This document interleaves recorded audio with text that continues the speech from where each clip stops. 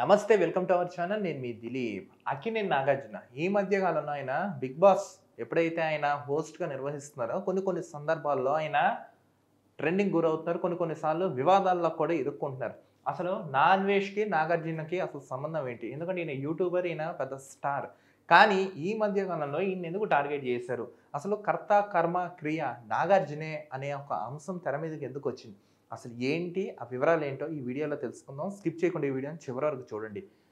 మనందరికీ తెలుసు అన్వేషణ ప్రపంచ యాత్రికుడిగా పేరుగాంచిన అన్వేషణ ఎవరైతే అన్వేష్ ఉన్నాడో ఆయన పలు సందర్భాల్లో కొన్ని సందర్భాల్లో ఏం చేశారంటే కొన్ని వివాదాస్పద వ్యాఖ్యలు చేయడం కాదండి. కొంతమంది ఎవరైతే అన్యాయం చేశారో, ప్రమోటింగ్ చేశారో, బెట్టింగ్ యాప్స్ నెక్స్ట్ ఇంకా ఇతర ఏవైతే చేశారో వీటన్నిటి మీద ఆయన కొంచెం కసరత్తు పెట్టాడు. కసరత్తు పెట్టి ఏం చేశాడు?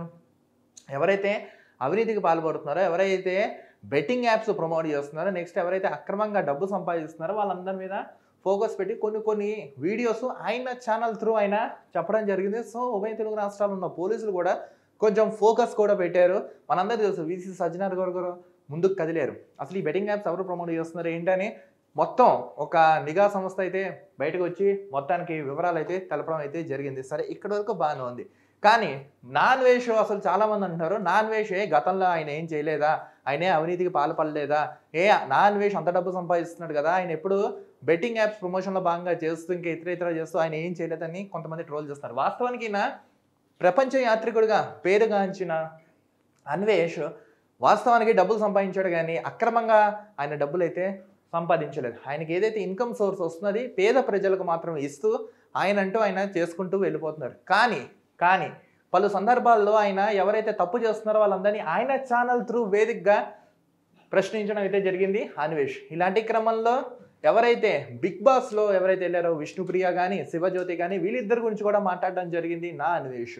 నిజంగా ఇప్పుడు ఒక స్కూల్లో టీచర్, విద్యార్థి ఎవరైతే ఇద్దరు ఉన్నారో, సో విద్యార్థి ఎదిగినా, తప్పుడు అడుగులు వేసినా దానికి పూర్తి బాధ్యత ఎవరికుంటును? ఆ ఉపాధ్యాయుడిదే.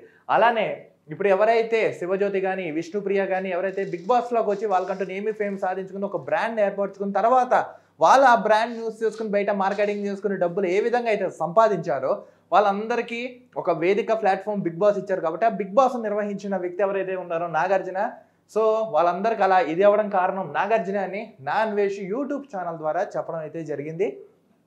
సో ఆయన చేసిన ఈ కామెంట్స్ నెట్టింట్లా తెగైతే హల్చల్ జరుగుతున్నాయి. అంటే ఈయన ప్రేరేపించకపోయినా ఆయన ఆ ప్లాట్ఫామ్ ఇవ్వడం వల్లే కదా వీళ్ళు ఇంతలాగా ఫేమ్ అయ్యారు. తద్వారా డబ్బులు ఇప్పుడు శివజ్యోతి గారు ఉన్నారంటే యాంకర్గా వర్క్ చేశారు. V6 ఛానల్లో తీన్మార్ వార్తలతో స్టార్ట్ అయిన ఆవిడ ఇప్పుడు కొన్ని బిల్డింగ్స్, అపార్ట్మెంట్స్, విల్లాస్ కొని తన లైఫ్ని ఎంజాయ్ చేస్తుంది. అంత డబ్బు ఎక్కడి నుంచి వచ్చింది? ఇంతమంది కష్టపడుతున్నా ఆ కష్టం ఏదో వీళ్ళకి చెప్తా మేము కూడా సంపాదించుకుంటాం కదా అని ఆయన చెప్పారు. అది కూడా వాస్తవం కదండి. అన్నన్ని డబ్బులు ఎక్కడి నుంచి వస్తున్నాయి, వీళ్ళు ఎలా సంపాదిస్తున్నారు? దీనికి సమాధానం కాదు. ఆ విధంగా విష్ణుప్రియని నెక్స్ట్ శివజ్యోతిని కూడా టార్గెట్ చేస్తూ మాట్లాడారు అన్వేష్.